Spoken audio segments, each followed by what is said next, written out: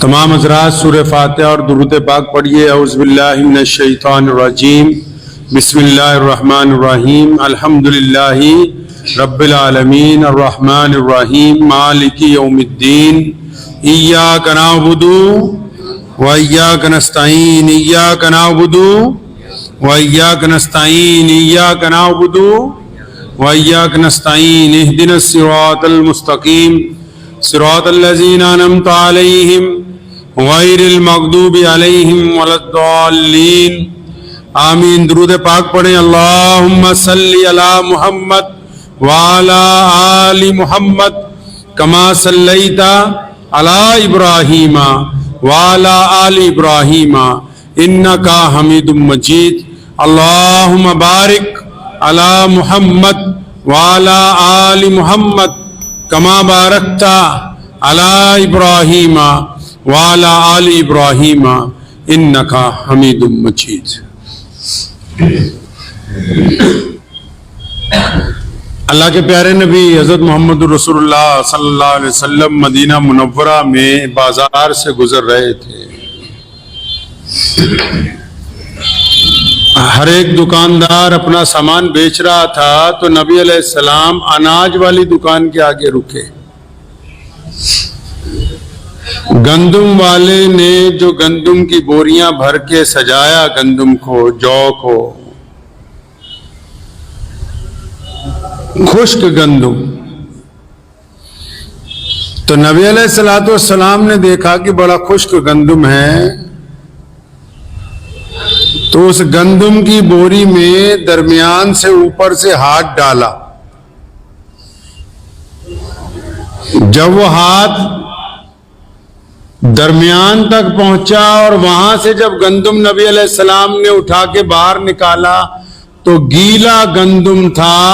فرمایا من غشا، فرمایا رسول اللہ صلی اللہ علیہ وسلم نے دھوکہ دینے والا، فرمایا لوگوں کے ساتھ دھوکے سے مال بیچنے والا، فرمایا جو دوسروں کے نظروں سے اوجل ہو کے بے ایمانی کرنا چاہتا ہے، جو اوپر سے کچھ ہے اندر سے کچھ ہے، فرمایا جو دھوکہ دیتا ہے وہ مجھ سے نہیں ہے، وہ میری امت میں سے نہیں، فرمایا وہ ہم میں سے ہے ہی نہیں جو دھوکہ دیتا ہے۔ فرمایا یہ نہیں ہم میں سے۔ امام ابو حنیفہ رحمۃ اللہ علیہ بہت بڑے بزنس مین تھے، کاروباری تھے بہت بڑے۔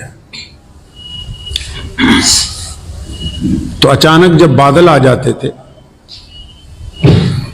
تو فوراً اپنے ملازموں کو کہتے تھے کہ ایک شو روم بند کر دو۔ اس دور میں لائٹ تو نہیں تھی، بجلی نہیں تھی۔ ملازمین نے پوچھا کہ حضرت اتنا بڑا کاروبار ہے، اتنے دکان پہ لوگ آتے ہیں، لائنیں لگ کے آپ کا سامان بکتا ہے اور موسم خراب ہوتا ہے تو آپ فوراً کہہ دیتے ہیں دکان بند کر دو۔ فرمایا ہاں، بادل آنے کی وجہ سے روشنی کم ہو جاتی ہے تو جو خریدار ہے، گراہک ہے، اس کو یہ سمجھ نہیں آ پاتی یہ کپڑا کتنے اچھے معیار کا ہے یا گھٹیا ہے۔ کہیں وہ گھٹیا کو اچھا سمجھ کے خرید لے، اس کے ساتھ دھوکہ ہو جائے۔ اور میرے نبی علیہ السلام نے تو فرمایا کہ دھوکہ دینے والا ہم میں سے نہیں ہے، بند کرو اس کو۔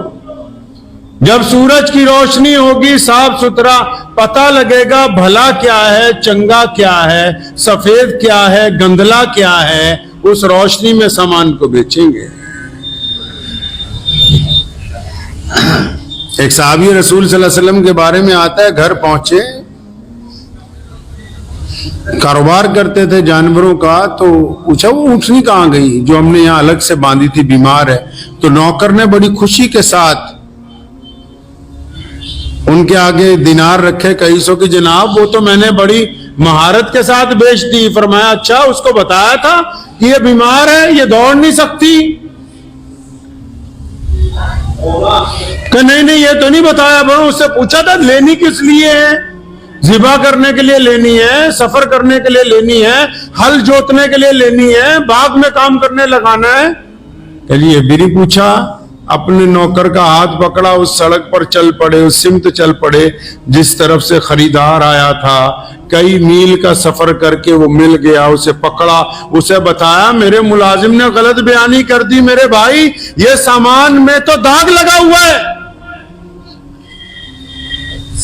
ہاں خود سنا میرے نبی علیہ السلام نے فرمایا دھوکہ دینے والا ہم میں سے ہے نہیں.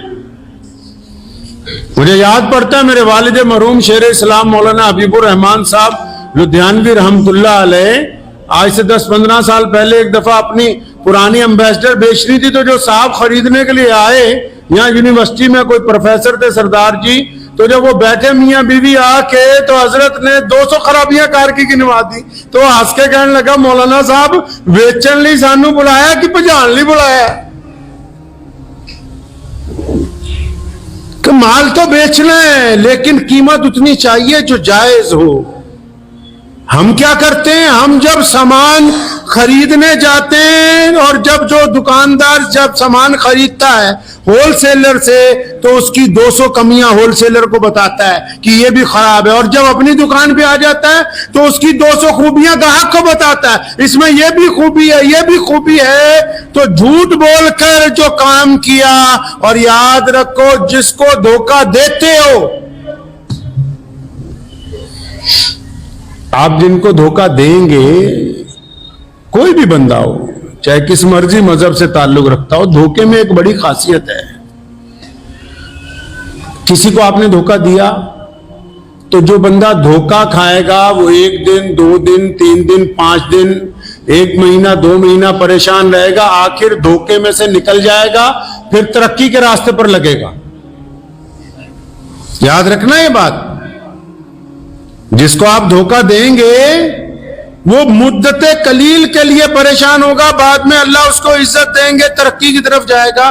لیکن جو دھوکہ دینے والا ہے, یہ دھوکہ گھوم پھر کے ساری دنیا سے واپس اس کے ماتھے پہ آ کے ٹکرے گا, بعد میں اس کی چوکھٹ پہ آ کے لگے گا, اور ایسے موقع پہ اس کو دھوکہ ملے گا جب یہ سوچتا ہوگا کہ اب تو سارے کام بن گئے. دھوکہ جو ہے اپنی منزل پہ واپس آتا ہے, یہ سوچتا ہے کہ میں نے فلاں کو فراڈ کر کے سامان بیچ دیا, ہو گیا معاملہ حل نہیں ہوا. یہ اپنے ذمے گناہ چھوڑا ہے جس نے واپس آنا ہے تمہارے تک.